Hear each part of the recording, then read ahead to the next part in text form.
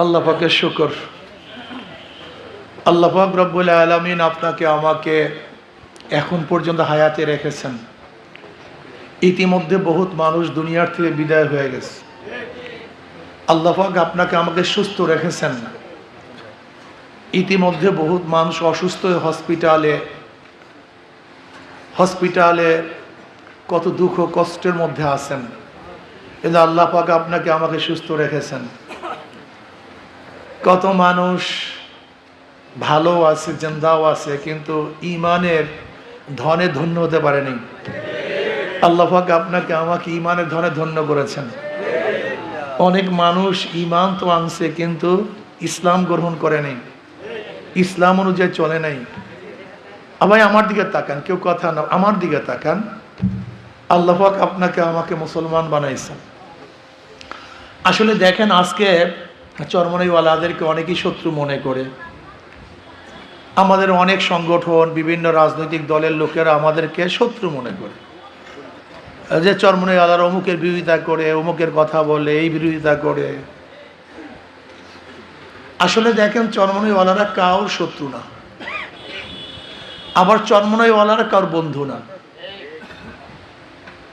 একজন মোমেন স্থায়ী কার বন্ধুও না, স্থায়ী কার শত্রুও না। এটা প্রথম মাথার মধ্যে রাখেন।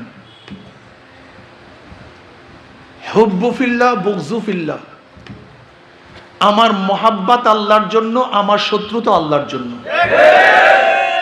বলেন তো ভাই, আমার মোহাব্বত, তুমি বলো আমার শত্রুতা। বাস, আমার ছেলে হিসাবে আমি কাউকে মোহাব্বত করি না, আমার ভাই হিসাবে আমি মোহাব্বত করতে পারি না, আমার বাপ হিসাবে আমি কাউকে ভালোবাসি না, বিশ্বাস হয় না। আচ্ছা বলেন তো, নবী ইব্রাহিম আলাইহিস সালাতু ওয়াস সালাম বাবা মুসলমান ছিলেন না বেঈমান ছিলেন? নবী ইব্রাহিম আলাইহিস সালাতু ওয়াস সালাম তাকে কি মোহাব্বত করতে পারছেন? পারেন না। কেনান নবী নূহ আলাইহিস সালাতু ওয়াস সালামের ঔরজার সন্তান, মুমিন ছিলেন না বেঈমান ছিলেন? নবী নূহ আলাইহিস সালাতু ওয়াস সালাম তার আপন সন্তানকে নৌকায় তুলতে পারছেন? পারেন না। আসিয়া আলাইহিস সালাতু ওয়াস সালামের স্বামী ফেরাউন মুসলমান ছিলেন না বেঈমান ছিলেন? আসিয়া আলাইহিস সালাতু ওয়াস তাকে জান্নাতে নিতে পারছেন? পারেন না। নবী লূত আলাইহিস সালাতু ওয়াস স্ত্রী বেঈমান ছিল, মুমিন ছিল, অত নবীর স্ত্রী, নবী তাকে জান্নাতে দিতে পারেনি।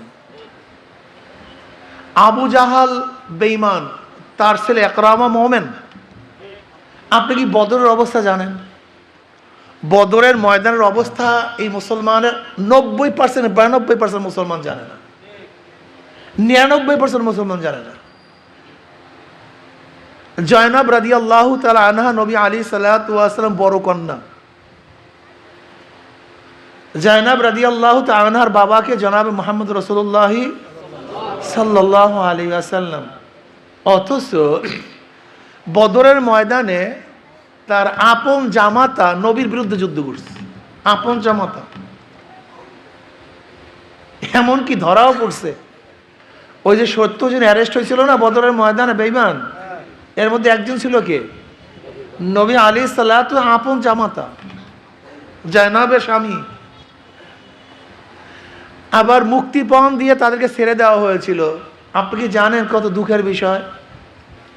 মুক্তিপান হিসাবে জয়নাব রাদিয়াল্লাহু তাআলার স্বামী যেই মাল অর্থ পেশ করেছিল, তার মধ্যে কি ছিল জানেন? আহা, নবী আলাইহিস সালাতু ওয়াস সালাম যে হার তার স্ত্রী খাদিজাকে দিয়েছিল, খাদিজা রাদিয়াল্লাহু তাআলা আনহা সেই হার তার বড় মেয়েকে দিয়েছিল। সেই মেয়ের হার মুক্তিপণের জন্য পেশ করা হয়েছে। দুঃখজনক বিষয়। উতবা ওতাবা, উম্মে কুলসুম এবং রুকাইয়া রাদিয়াল্লাহু আনহুমাদের স্বামী ছিল উতবা ওতাবা, নবীর জামাতা দুজন, কিন্তু বেঈমান, নবীর বিরুদ্ধে লড়ছে। বদরের ময়দানে একদিকে বাবা ছিল, একদিকে ছেলে, একদিকে আপন ভাই আর একদিকে আর এক ভাই, একদিকে শ্বশুর আর একদিকে জামাই। গণনা কি? এটা সবাই আপন, সবাই তো আপন। তো একজনের বিরুদ্ধে আর একজনের বিরুদ্ধে লড়ছে কেন? কারণটা কি বুঝলেন? আমাদের মোহাব্বত কার জন্য? আমাদের ঘৃণা। এর জন্য চরমনাই ওয়ালাদের স্থায়ী কোনো শত্রু নাই, স্থায়ী কোনো বন্ধু নেই। আজকে যে আমার সবচেয়ে বড় শত্রু, সে যদি ইসলাম অনুযায়ী চলে, সে কালকে আমার সবচেয়ে বড় বন্ধু, সবচেয়ে বড় বন্ধু। ওমর বিন খাত্তাব রাদিয়াল্লাহু তাআলা আনহু জানেন, নবী আলী সাল্লাতু ওয়াস সালামের সের আনার জন্য নাঙ্গা তলোয়ার নিয়ে রওনা করছে। যে নবীকে হত্যা করতে রওনা করছে, তার চেয়ে খারাপ দুনিয়া থেকে আছে? অথচ ওমর ইসলাম গ্রহণ করার পরে সবচেয়ে বড় বন্ধু হয়ে গেছে। নবী আলাইহিস সালাতু কি বলেন, আমার পরে কেউ নবী হইলে ওমর নবী হয়ে যেত। কি আজীব! যে ছিল সবচেয়ে বড় শত্রু, তার অবস্থাটা কি? তার অবস্থাটা হলো এই, গোটা দুনিয়ার মধ্যে নবীদের পরে চারজন সর্বশ্রেষ্ঠ মর্যাদার অধিকারী। এক নম্বর আবু বকর রাদিয়াল্লাহু তাআলা আনহু, দুই নম্বরে, অথচ এই ব্যক্তি নবীকে হত্যা করার জন্য রওনা করছে। যে ব্যক্তি আমার নবী আলাইহিস সালাতু ওয়াস সালাম হত্যা করার জন্য রওনা করছে, সে মর্যাদার দিক থেকে গোটা নবীদের পরে দ্বিতীয়। আপনি চিন্তা করতে পারছেন? তার মানে আমি কি উদাহরণ দিতে চাই, আমাদের স্থায়ী কোনো বন্ধু নাই। কথা বলেন না। স্থায়ী কোনো শত্রু নাই, স্থায়ী কোনো বন্ধু নেই। হুব্বু ফিল্লাহ, বুগযু ফিল্লাহ। আমি মহাব্বত করি আল্লাহর জন্য, আমি শত্রুতাও করি আল্লাহর জন্য। আপনিও আমাকে মহাব্বত করবেন আল্লাহর জন্য, শত্রুতা করবেন আল্লাহর জন্য। আজকে অনেক দলের লোকেরা আমাদেরকে শত্রু মনে করেন। কেন শত্রু মনে করেন? আমরা কি করি? সত্য কথা বলি। ভাই, একটা কথা বুঝেন, যদি কেউ সত্য কথা বলার লোকই না থাকে, তাহলে দেশটার অবস্থাটা কি হবে? আমাকে বলুন, এই দেশটার অবস্থাটা কি হবে যদি কেউ আপনাকে আপনার দোষ ত্রুটি ধরাইয়াই না দেয়? আপনি সংশোধন হবেন কিভাবে? দেখেন, ডেমোক্রেসি, গণতন্ত্রবাদীদের সংসদের মধ্যে বিরোধী দল থাকতে হয়। বিরোধী দল ছাড়া ডেমোক্রেসির সংসদ হয় না, গণতন্ত্রের সংসদ হয় না। কি লাগবে ভাই? আচ্ছা, বিরোধী দলের কাজটা কি বলেন তো? না আমি তো কথা বলেন না, আমি তার কাজই তো বিরোধিতা করা, তার নামই তো বিরোধী দল। আর বিরোধী দল ছাড়া তো কোনো সংসদ হয় না। এটা ডেমোক্রেসির আইনে নাই। এটা বর্তমান গণতন্ত্র যে ডেমোক্রেসির আইনে চলতেছে, সেই ডেমোক্রেসির মধ্যে যদি আপনি স্বীকৃতি পেতে চান, গোটা আন্তর্জাতিক মানের সংসদ চান, সেখানে অবশ্যই আপনাকে বিরোধী দল বানাতেই হবে, রাখতেই হবে। তাই বিরোধী দলের কাজই তো, তা আমি তো আপনার দলের লোক নই, তা আমার কাজই তো আপনার বিরোধিতা করা। আপনি বলছেন না কেন? আপনি আমার দলের লোক না, আপনার কাজ কি আমার বিরোধিতা করা? সোজা হিসাব কিতাব। আপনি আপনার স্টেজ থেকে আমার বিরোধিতা করবেন, আমি আমার স্টেজ থেকে বিরোধিতা করবেন। কিন্তু খবরদার, মিথ্যা বিরোধিতা হবে না। বিরোধিতা হবে সত্য। কিন্তু আপনারা কি করেন? মিথ্যা কয়, নেশা খায়, পীর সাহেব সরমনি। এটা কি বিরোধিতা হলো? আপনার বিরোধিতা কি হয়েছে? মিথ্যা কয়, নেশা খায়, পীর সাহেব চরমনে। ওরে বাবারে, যাদের মাধ্যমে হাজারো লক্ষ লক্ষ মানুষ নেশা ছেড়ে দিয়েছে, তুমি তাকে নেশাকার মনে করতেছো। যাদের মাধ্যমে হাজারো মানুষ মিথ্যা ছেড়ে দিয়েছে, তুমি তাকে মিথ্যাবাদী বলতেছো। এর নাম বিরোধিতা করা। এটাকে বিরোধিতা বলা হয় না, এটাকে তোহমাত বলা হয়। তোমরা আমাদেরকে বলো যে আমাদের স্টেজ থেকে কোনো একটা মিথ্যা কথা বলছি, এরকম একটা শব্দ ধরায়া দাও। একটা দুইটা না, শুধু একটা পয়েন্ট বের করে দাও যে আমরা মিথ্যা বলছি। আমরা তোমাদের মিথ্যা কথা বলছি, এরকম একটা কথা আমাকে ধরিয়ে দাও। আমি তো একটু বেশি বলি, আমার শত্রুতা অনেক বেশি করো, কিন্তু আমাকে বলতে বলছেন আপনি এত বলেন কেন বেশি? আমার মায়া বেশি, আমার ত্যাগ বেশি। বুলেটের সামনে আমি ছিলাম, ট্যাঙ্কের সামনে আমি ছিলাম, তুমি ছিল না। তারেক সাহেব কিন্তু ট্যাঙ্কের সামনে ছিল না, ফখরুল সাহেব কিন্তু ট্যাঙ্কের সামনে ছিল না, মির্জা আব্বাস সাহেব কিন্তু ট্যাঙ্কের সামনে ছিল না, এমনকি জামাতের কোনো বড় লিডাররা কিন্তু ট্যাঙ্কের সামনে ছিল না। কি ছিল? না, কেউ ছিল না। আপনি দেখাতে পারবেন না। শিবিরের কোনো বড় একজন দায়িত্বশীল ট্যাঙ্কের সামনে ছিল, বুলেটের সামনে ছিল, আপনি দেখাতে পারবেন না। পিছনে সবাই ছিল, সেটা ভিন্ন কথা, কিন্তু বুলেটের সামনে কিন্তু আমি ছিলাম, ট্যাঙ্কের সামনে আমি ছিলাম। কাজে আমার দায়িত্ব, আমার কর্তব্য, আমার ব্যথা অনেক বেশি, কারণ আমি জীবনের রিস্ক নিয়ে সামনে নেমেছি। 1 জুলাই আন্দোলনের সূচনা হয়েছিল, বৈষম্য বিরোধী আন্দোলন। 5ই জুলাই আমি বরিশালে ঘোষণা দিয়েছিলাম, 5ই জুলাই, এবং তারপরের থেকে প্রত্যেকটা বক্তৃতায় আমি আন্দোলনের সাথে সম্পৃক্ত ছিলাম। এমনও বক্তৃতা দিয়েছে, আপনারা শুনবেন, যদি আমরা মারা যাই, তোমরা যারা জিন্দা আছো তারা আন্দোলন করবা, আমরা জেলে যাই, তোমরা যারা বাহিরে আছো তারা আন্দোলন করবা।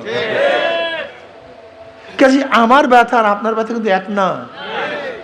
আমাদের রক্তের উপরে, আমাদের জীবনের উপরে আজকে আপনি রাস্তায় নামতে পারছেন, আর আপনি রাস্তায় নামার পরে দোকান দখল করবেন, জমি দখল করবেন, চাঁদাবাজি দখল করবেন, অফিস ভাড়া না দেওয়ার কারণে মালিককে মেরে ফেলবেন, একজন মেয়েকে প্রস্তাব দিয়েছেন, বাবা রাজি না হওয়ার কারণে তাকে হত্যা করবেন, আপনাকে চাঁদা না দেওয়ার কারণে স্বামীকে বেঁধে রেখে সবাই মিলে যে স্ত্রীকে ধর্ষণ করবেন, আপনি বস্তুনিষ্ঠ সংবাদ পরিবেশন করার কারণে মাথা ইট দিয়ে থেতলিয়ে দিবেন, আপনার দলীয় লোক বাজাবাজির কারণে, চাঁদা না দেওয়ার কারণে পাথর দিয়ে হত্যা করবেন। এর জন্য তো রাস্তায় ছিলাম না, এর জন্য আন্দোলন করিনি। আন্দোলন করছিলাম বৈষম্য দূর করার জন্য, মানুষকে মুক্তি দেওয়ার জন্য, শান্তি দেওয়ার জন্য, প্রত্যেকের অধিকারকে ফিরিয়ে দেওয়ার জন্য। কাজে আমার দরদটা ভিন্ন। আমি তো জীবনের রিস্ক নিয়ে রাস্তায় ছিলাম, কাজে আমি তো বলবই।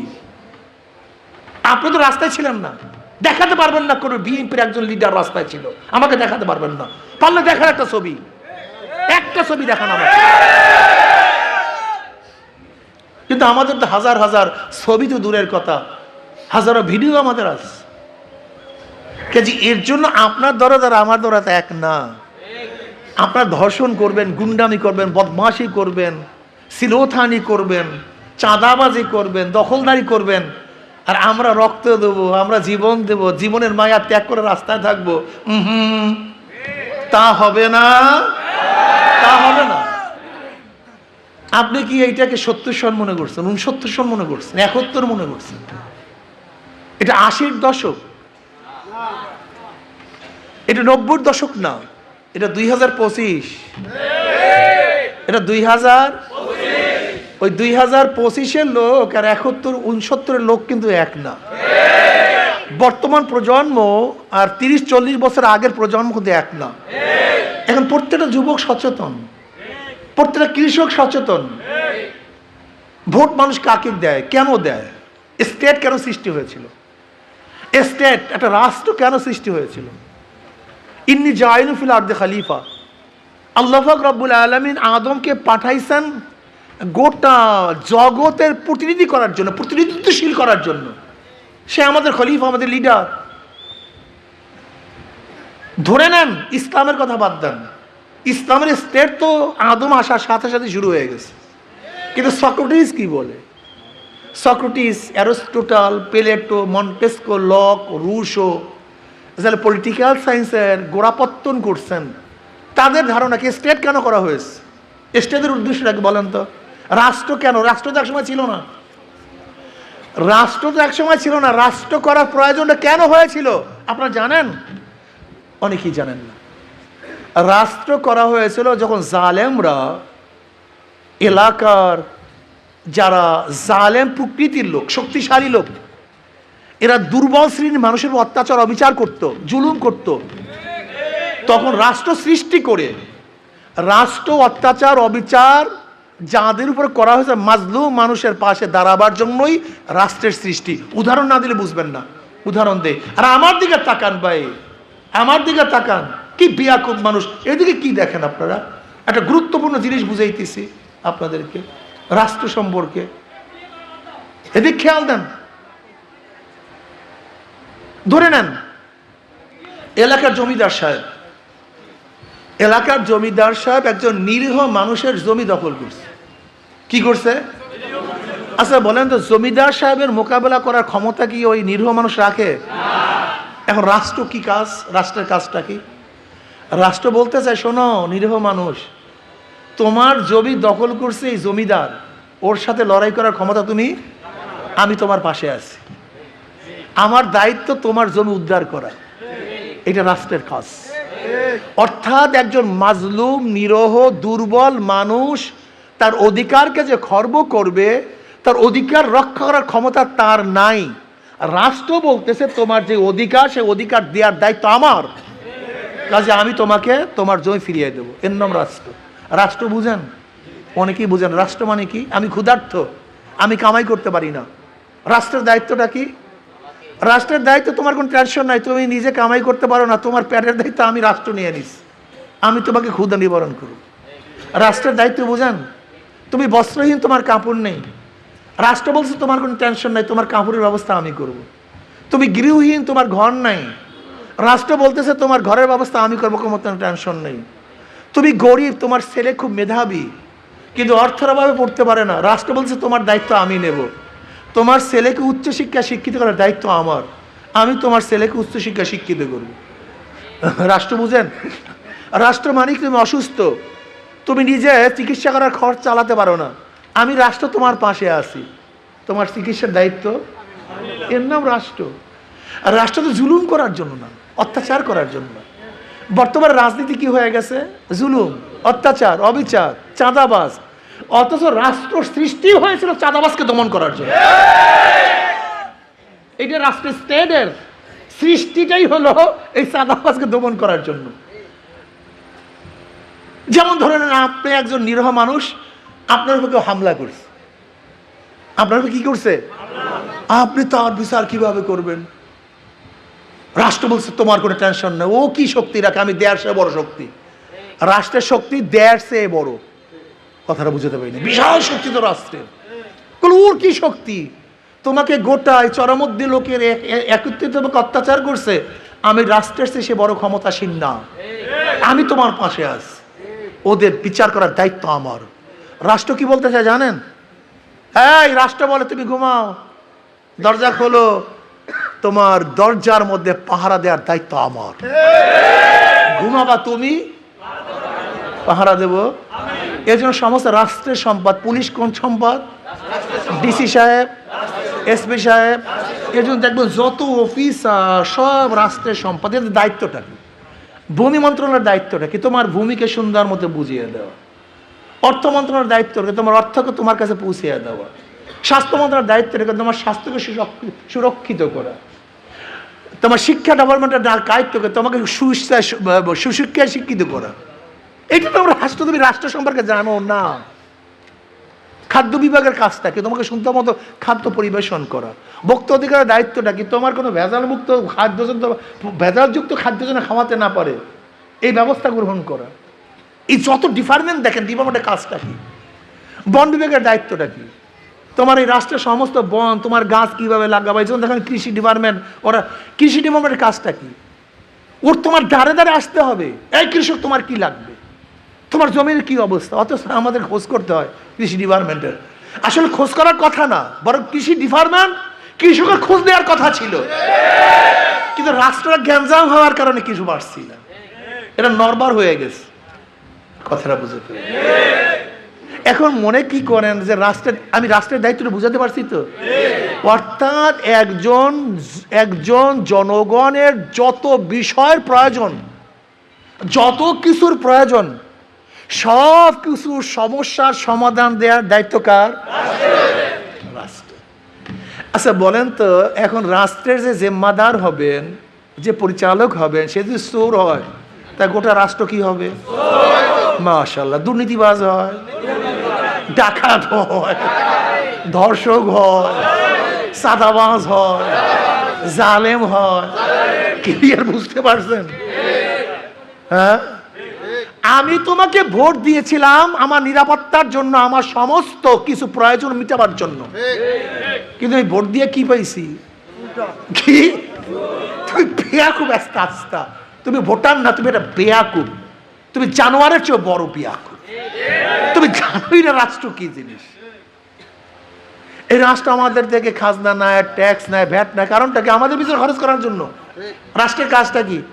তুমি রাস্তা দিয়ে হাঁটবা, এই রাস্তা ভাঙ্গা, আমার দায়িত্ব কি কন্ত? দেখছেন, আমার জনগণ এখান থেকে ফ্রেশ ভাবে হাঁটবে, কোনো টেনশন নেই, ছাঁ সাঁ করে চলবে, এটাই রাস্তার দায়িত্ব।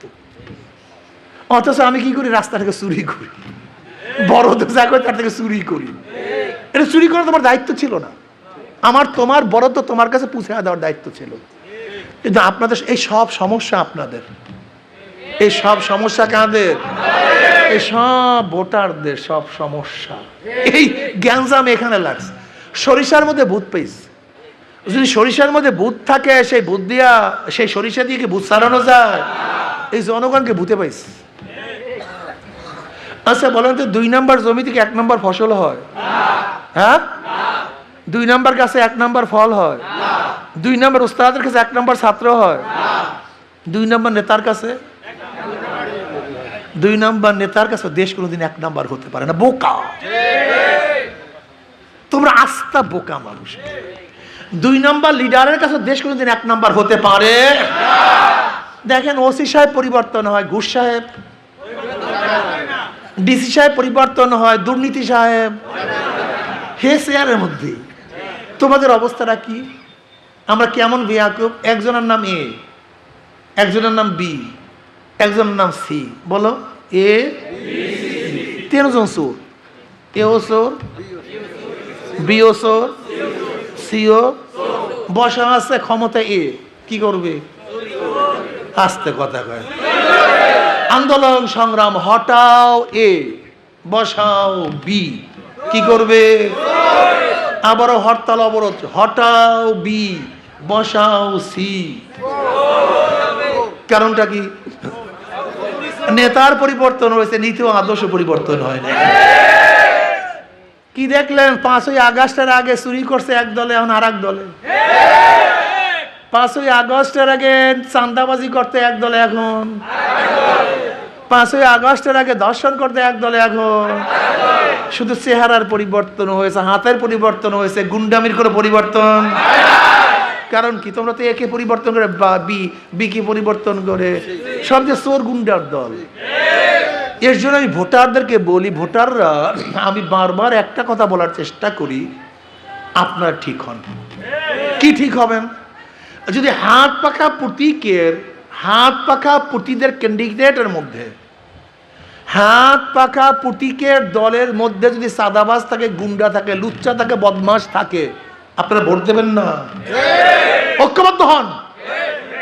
যদি হাত পাখা প্রতীকের লিডার গুন্ডা হয়, বদমাশ হয়, চাঁদাবাজ হয়, 2 নম্বর হয়, বেনাম্বার হয়, ওর দলের অধিকাংশ যদি চোর হয়, ডাকাত হয়, চাঁদাবাজ হয়, গুন্ডা হয়, মাস্তান হয়, এবং ইয়াবা খোর হয়, মদ খোর হয়, গাঁজা খোর হয়, ভোট দেবেন না? যদি ভোট দেন, কথা বলেন, ওই এ তো বে, বি তো সি, কোনো লাভ নাই। হ্যাঁ, যদি হাত পাখার লিডার, হাত পাখার দলের অধিকাংশ মানুষ যদি কি হয়, ইসলামের কথা কয়, ইসলামের কথা বলি কি হবে? বেয়াকুব। একজন মুসলমান তো ইসলামের বাইরে যাওয়ার কোনো সুযোগই নাই। ধরে নেন আপনি একজন মুসলমান, বাবা তুমি একজন মুসলমান, আমি তোমাকে বললাম ভাই আমি ইসলাম পছন্দ করেন, তুমি কি বলবা? কথা বলেন না কেন? যদি বলো করি না, দেখছো অবস্থাটা কি? আচ্ছা আমি এই যুবক তোমাকে বললাম, বাবা তুমি কোরআন ও সুন্নাহর আইন চাও কি চাও না? যদি বলো চাই না। আচ্ছা আমি তোমাকে বললাম, এই লাল গেঞ্জি, আমি বললাম আপনি আমার নবীকে নেতা মানেন কি মানেন না? যদি বলেন মানি না। তো একজন মুসলমান তো ইসলামের বাইরে যাওয়ার কোনো সুরাতই নেই, কোনো রাস্তা নেই। একজন মুসলমান ইসলামের বাইরে যাওয়ার কোনো রাস্তা, ইমান থাকবে না তো। এখন প্রশ্ন করতে পারে, হুজুর হিন্দুরা কেন ইসলাম করবে? হাত পাখায় থাকবে। হিন্দুরা কেন ইসলামী আন্দোলন করবে? প্রশ্ন এখানে। খ্রিস্টানরা কেন ইসলাম মানবে? খ্রিস্টানরা কেন আপনার মতো মৌলবীকে গ্রহণ করবে? প্রশ্ন এখানে। একজন মুসলমান তো ইসলামের বাইরে যাওয়ার কোনো সুযোগ নাই, যদি চায়ও বেঈমান। এখন আপনার প্রশ্ন হলো খ্রিস্টানরা কেন করবে, হিন্দুরা কেন করবে, বৌদ্ধরা কেন ইসলামের পক্ষে থাকবে?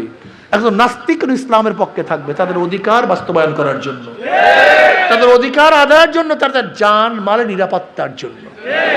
জান মালের নিরাপত্তা কিভাবে দিবেন? ধরে নেন একজন মুসলমানের বাড়ি যদি একজন মুসলমান চুরি করে, তার কি হবে? বিচার হবে। জোরে বলেন কি হবে? জোরে বলেন। আসলে মুসলমান যদি হিন্দুর বাড়িতে চুরি করে, বিচারের দিকে সবাই সমান। তাই হিন্দু কেন ইসলামকে পছন্দ করবে? যেন ওর বাড়িতে চুরি না হয়। একজন মুসলমান যদি মুসলমান মেয়েদেরকে ধর্ষণ করে, কি হবে? বিচার হবে। আসলে ওই মুসলমানটা যখন হিন্দু মেয়েকে ধর্ষণ করে, এক হবে না ভিন্ন হবে? তার হিন্দু ওর মেয়েকে হেফাজত করার জন্য ইসলাম করবে। ইসলাম যদি আসে তাহলে আমার মেয়ে হেফাজত, আমার ঘর হেফাজত, আমার মাল হেফাজত, আমার জান মালের হেফাজত, আমার ইজ্জতের হেফাজত। একজন হিন্দু কেন ইসলাম করবে? এই যে দুর্গা পূজা আসতেছে, ওখানে গিয়ে আমাদের অনেক মুসলমান দুষ্ট পোলাপান, যেগুলি ইসলামের বলতে কিচ্ছু নাই, ওগুলি গিয়ে মুসলমানরা, মুসলমান নামদারি শয়তানগুলি, যেখানে যাওয়া দরকার নেই তাদের, সেখানে গিয়ে আড্ডা মারে, শয়তানি করে, অমুক করে, তমুক করে। হিন্দু কি বলবে? ইসলাম যদি ক্ষমতায় আসে, আমি আমার ধর্ম পালন করব, আর কোনো ঝামেলাই নেই, আমি আমার লাকুম দীনুকুম ওয়ালিয়া দীন, তুমি তোমার ধর্ম পালন করো। এটা ইসলাম গ্যারান্টি দিবে। কাজে আমি যেন আমার পূজা আশ্রা, আমার ধর্ম নির্বিঘ্নে পালন করতে পারি, এর জন্য আমি ইসলামকে সাপোর্ট করব। কথাটা বুঝাতে পারছি?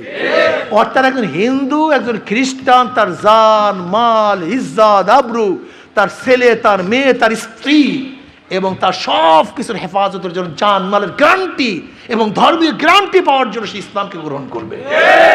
কারণ যে ব্যক্তি কোনোদিন চুরি করে নেই, জুলুম করে, অত্যাচার করে নেই, সে কারোর উপরে জুলুম অত্যাচার করতে পারে না।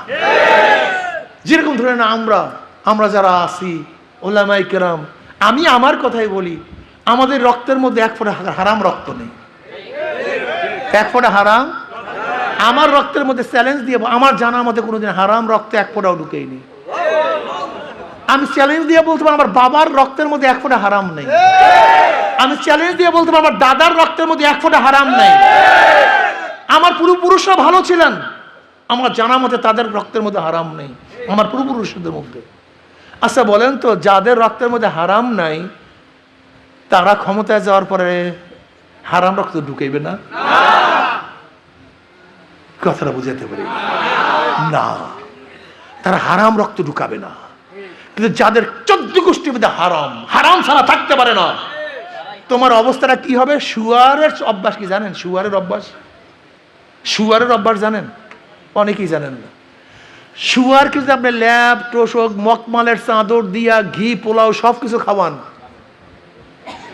ওই ময়লার মধ্যে গড়াগড়ি না করতে পারলে ওর কিন্তু শান্তি নেই। এগুলোর অভ্যাস। এই হারাম খোররা হাজার হাজার কোটি টাকার মালিক হোক, হাজার হাজার কোটি টাকার মালিক, হাজার হাজার কোটি কোটি টাকার মালিক, এরপর হারাম ছাড়া থাকতে পারে না। এই সালমান এফ রহমান একসময় বাংলাদেশের মধ্যে বড় ধনী ছিল, একবার হয়েছে বাংলাদেশের মধ্যে বড় ধনী, অথচ শুধু শেয়ার বাজার থেকে ৫-৫০ হাজার কোটি টাকা আত্মসাৎ করছে। ও থাকতে পারবে না তো, ওর অভ্যাস তো হারাম। ওর যত টাকা দেন শুয়ারের মতো, ওই ময়লার মধ্যে গড়াগড়ি, হারাম না ঢুকাইতে পারলে, গড়াগড়ি করতে না পারলে ওর শান্তি নাই। আমি বলবো যারা হারাম খোর, যাদের চরিত্র খারাপ, আপনারা হাজার কোটি টাকার মালিক বানান। যেমন একজন পিয়ন শেখ হাসিনার কত টাকার মালিক ছিল বলেন তো? ভুলিয়া গেছে, পাবলিক বলা শুরু হয়ে গেছে। বাঙালি গোষ্ঠী না বলা শুরু হয়ে গেছে, এর মধ্যে ভুলে যাবে তো 40 দিন সব চলছে, সব ভুলে যাবে, কিচ্ছু মনে থাকবে না। 400 কোটি টাকার মালিক। আজকে দেখেন নতুল্লাবাস থেকে প্রতিদিন কত টাকা চাঁদা আদায় করে, ওই মাছ ঘাট থেকে কত টাকা চাঁদা আদায় করে। 5ই আগস্টের আগে যারা বিড়ি খাইতে পারতো না, এখন তারা ব্যাং সহ সিগারেট খায়। 5ই আগস্টের আগে যারা রিক্সা চলতে পারে না, এখন 5 গাড়িতে চলে। 5ই আগস্টের আগে যাদের অফিসের মধ্যে ফ্যান ছিল না, এখন এসি। মিথ্যা কথা হইতেছে নাকি না? এইটাই তখন হুজুর মিথ্যা কথা, হুজুরের বদনাম। আমার সমস্যা রয়েছে, আমি কই সব সত্য কথা, কিন্তু যার কলিজার মধ্যে লাগে সে মনে করে হুজুরের মিথ্যা কথা। আমি তো জোড়ায় জোড়ায় লাগাই দিই, একেবারে জোড়ায় জোড়ায়, একেবারে পড়তে যায়। আমি আমার সমস্ত বাবাদেরকে বলবো, হে আমার যুবক বাবারা, তুমি যে দল করো, আমি তোমার শত্রু না। আমি আগেই বলছি, আমি কাউর শত্রু না। আমি কাউর, আব্বাজান রহমত স্পষ্ট বলেছেন, হে আওয়ামী লীগ বিএনপি বাবারা, আমি কাউর শত্রু না। তোমরা আজকে ইসলাম হুকুমাত কায়েম করো, আমি তোমাদের গোলাম। আমি তোমাদের গোলাম। ওমরের মতো, ওমর যখন ইসলাম গ্রহণ করে নাই তখন শত্রু, ইসলাম গ্রহণ করছে বন্ধু। আজকে যারা ইসলাম গ্রহণ করেন না শত্রু, ইসলাম গ্রহণ করবেন আপনি আমার সবচেয়ে আপন, সবচেয়ে বড় বন্ধু, সবচেয়ে বড় প্রিয়। এর জন্য একজন মুসলমান ইসলামের বাইরে যাওয়ার কোনো সুযোগ আছে? জোরে বলে, কোনো সুযোগ নেই, কোনো সুযোগ। এবার আসুন, ভোট জিনিসটা কি, এই কথা বলে শেষ করবো আজকে। খারাপ লাগতেছে আপনাদের না? ভোট মানে সাক্ষী দেয়া, ভোট মানে সহযোগিতা করা, ভোট মানে সাহায্য করা। ভোট বুঝেন? এই যে আমাদের এইখানে খানের মধ্যে আগে খেয়া দিত না, এই যে নদী পাড়ে যাইতে, একদম যুবক তারা বলতেছে খেয়ালা ভাই আমরা একটু চুরি করতে যাবো পারে। এখন খেয়ালা বোঝায় আমি চরমনায়ের মুড়ি বেড়া, কিসের চুরি মুড়ি? আমি কিন্তু তোর চুরির ভাগের মধ্যে নেই, কিন্তু যেহেতু তোরা যুবকরা কিছু চুরি করতে চাস আর আমার খেয়া দিতে পারবি না, একটা ধাক্কা দিয়ে দিই। খেয়ালা চোরদেরকে একটা ধাক্কা দিয়ে পার করে দিছে। খেয়ালার কোনো দোষ আছে? কেন শুধু চুরির ভাগে নেই? হ্যাঁ, এ সবাই একমত না দ্বিমতে কথা? আচ্ছা, চোরদের ব্যাপারে কেস হইলে খেয়ালার ব্যাপারেও যদিও ভাগে নাই, কিন্তু তোর সহযোগিতা ব্যতীত এই চুরি করতে পারত। ভোট মানে কি? সহযোগিতা করা না, সাহায্য করা না? আচ্ছা বলুন তো, আপনাদের ভোটের ধাক্কা ব্যতীত আমি চেয়ারে বসতে পারতাম? আপনারা ভোট দিয়ে আমাকে ধাক্কা দিয়ে সংসদের সদস্য বানাইয়া ওই চেয়ারে বসাইয়া দিচ্ছেন। আপনাদের ভোটের ধাক্কা ব্যতীত আমি চেয়ারে বসতে পারতাম? আচ্ছা বলেন তো, চেয়ারে বসিয়া যত মদের আইন পাশ করছে, আপনার ভোট ব্যতীত পাশ করতে পারতাম? ওই দায়িত্ব কে নিবে? আপনারাই বলুন। আচ্ছা, আপনার ভোট ব্যতীত জেনার আইন পাশ করতে পারতাম? এখন এই জেনার দায়িত্ব কে নিবে? আচ্ছা, আপনাদের ভোট ব্যতীত আমি সুদের আইন পাশ করতে পারতাম? ওই দায়িত্ব কে নিবে? আচ্ছা, আপনার ভোট ব্যতীত আমি চুরি করতে পারতাম? এই চুরির দায়িত্ব কে নিবে? এর জন্য কিয়ামতের ময়দানে অনেক মুসল্লি ভোটার কপালের দাগ। কিসের দাগ? সেজদার দাগ। লম্বা লম্বা এই পর্যন্ত দাড়ি, 16 হাত না 22 হাত পাগড়ি, লম্বা লম্বা জামা, দেখবে লক্ষ লক্ষ জেনার গুণা, লক্ষ লক্ষ ব্যারেল মদের গুণা, লক্ষ লক্ষ সুদের গুণা। আল্লাহ, আমি তো চরমনায়ের মুড়ি, শর্ষিনার মুড়ি, ফুরফুরার মুড়ি, জৌনপুরের মুড়ি, আমি তো তবলিগ করতাম। আমি কোনোদিন মহিলার দিকেও তাকাই নিয়ে এত গুণা আসলো কোথার থেকে? আল্লাহ বলবেন, যাদেরকে ভোট দিয়ে জেনার আইন পাশ করাইছে, তোর ভোট ব্যতীত জেনার আইন পাশ করতে পারতো না। তোর ভোট দিয়ে মদের আইন পাশ করাইছে, আমার বিরুদ্ধে আইন পাশ করছে তোর লোকেরা। তোর লোকেরা আমার বিরুদ্ধে আইন পাশ করছে, তোর ভোট ব্যতীত আইন পাশ করতে পারতো না। কাজে যত তোর ভোটের মাধ্যমে আমার কোরআন সুন্নাহর বিরুদ্ধে আইন পাশ করছে, এই সব দায়িত্ব তো তোকেই গ্রহণ করতে হবে। এত সহজ মনে করছেন ভোট? একটা সিল মারছেন 500 টাকা, 1000 টাকা, বাড়ি করিয়া ফেলাইয়ে ফেরেশতারা 1000 টাকা, 5000 টাকা পাইছেন যুবক, চাঁদাবাজি শুরু করছেন, পেটে পাড়া দিয়ে ফেরেশতারা সব বের করে ফেলবে, আজকে হোক কালকে হোক। সেই সময় আসতেছে, সেই সময় আসতেছে। এর জন্য আমি অনুরোধ করব আমার যুবক বাবারা, আসো না। যদি বেঈমানরা, বাতেলরা, খ্রিস্টানরা, আমেরিকান পন্থীরা, রাশিয়ান পন্থীরা, ভারত পন্থীরা যদি আজকে আমাদের মুসলমান সন্তানদেরকে ওদের পক্ষে নিয়ে যেতে পারে, তা আমরা কেন আমার মুসলমান সন্তানদেরকে মদিনাওয়ালার পক্ষে আনতে পারবো না? আমার সন্তানদেরকে মদিনাওয়ালার পক্ষে আনতে হবে, ইসলামের পক্ষে আনতে হবে। এর জন্য ইনশাআল্লাহ আজকের থেকে আমাদের প্রত্যেকটা মুসলমান সন্তান, নবীর উম্মতরা, গোটা নবীর উম্মতদেরকে ইসলামের পক্ষে আনার জন্য সবাই রাজি আছেন ইনশাআল্লাহ? সবাই রাজি আছেন ইনশাআল্লাহ? কে কে রাজি আছে? 2 হাত তুলে নারায়ে তাকবীর, 2 হাত, নারায়ে তাকবীর, নারায়ে তাকবীর। আমরা সবাই নবীর সেনা। বসেন, এই স্লোগানে শয়তান দৌড় হবে না। আমি কয়েকটা স্লোগান দেব, শয়তানের কলিজার মধ্যে আঘাত লাগে। ইনশাআল্লাহ, দাঁড়াইয়া জোরে হুঙ্কার মারবো। আমি স্লোগান দেবো, আল্লাহু আকবারের ধ্বনিতে শয়তান পালাইয়া বঙ্গোপসাগরে চলে যাবে ইনশাআল্লাহ। কি সবাই রেডি তো ইনশাআল্লাহ? আবার বলবেন হুজুর ভাত খাইছি দুপুরে, এখন শক্তি নেই। ইমানি শক্তি বড় শক্তি। বদরের ময়দানের যুদ্ধ হয়েছিল কি রোজার সময় না অন্য সময়? ক্ষুধার্ত ছিল না পেট ভরা ছিল? কিন্তু ইমানের বল বেড়ে গেছে ইনশাআল্লাহ। রেডি সবাই? আলহামদুলিল্লাহ। নারায়ে তাকবীর, নারায়ে তাকবীর। আমরা সবাই নবীর সেনা, ভয় করি না বুলেট বোমা। আমরা সবাই রসুল সেনা। আমার নেতা তোমার নেতা, আমার নেতা তোমার নেতা। আমরা সবাই নবীর সেনা। কোরআন সুন্নাহর আলো, কোরআন সুন্নাহর আলো, ঘরে ঘরে জালো। ইসলামের দুশ্মনেরা হুঁশিয়ার সাবধান, দালালের গোষ্ঠীরা দালালি আর করবি না, পিঠের চামড়া থাকবে না। রুশ ভারতের দালালেরা হুঁশিয়ার সাবধান। নারায়ে তাকবীর। বসেন। এই স্লোগান শিক্ষা দিছে, এখন চলবে হুমা হুম এই স্লোগান ইনশাআল্লাহ। রাস্তা দিয়ে যাবে যুবকরা, এই স্লোগান দেবে শয়তান ভাইকে যাবে ইনশাআল্লাহ। রাজি আছেন ইনশাআল্লাহ? আচ্ছা আমি একটা কথা বলতে, এই কয়জন লোক যারা আছেন এরা যদি আজকের থেকে দাওয়াতি কাজ শুরু করেন তাহলে এটা সরামুদ্দি ইউনিয়ন না? এই সরামুদ্দি ইউনিয়নের একজন লোক ইসলামের বাইরে থাকার কথা বলেন তো আমাকে। হ্যাঁ, যুবক যুবককে দাওয়াত দিবা, ছাত্র ছাত্রকে দাওয়াত দিবা, কৃষক কৃষককে দাওয়াত দিবা, আলেম আলেমকে দাওয়াত দিবা, আমার মা বোনেরা মা বোনকে দাওয়াত দিবেন ইনশাআল্লাহ। ওদের সব জায়গায় ধোকা।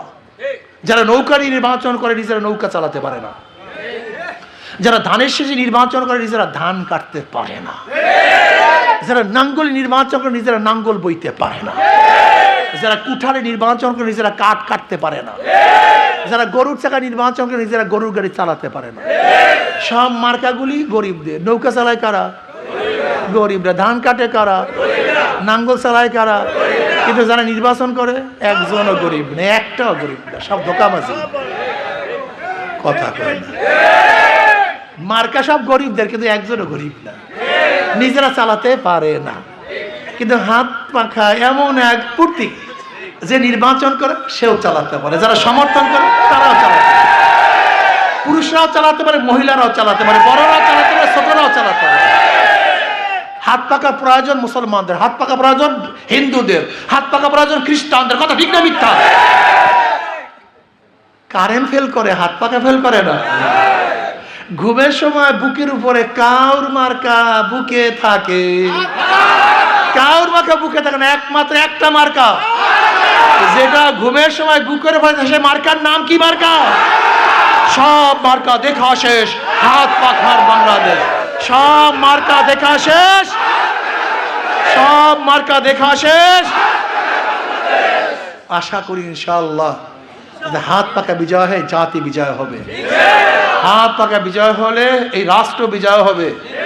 হাত পাকা বিজয় হলে গরিব শ্রমিক মজদুররা বিজয় ইনশাআল্লাহ। আগামী নির্বাচন আশা করি ইসলামের দলকে লক্ষ্য হয়ে একটা বাক্স দেওয়ার চেষ্টা করব। আমি ঘোষণা দিয়েছি, জানি না আল্লাহ কবুল করছে কিনা। যেই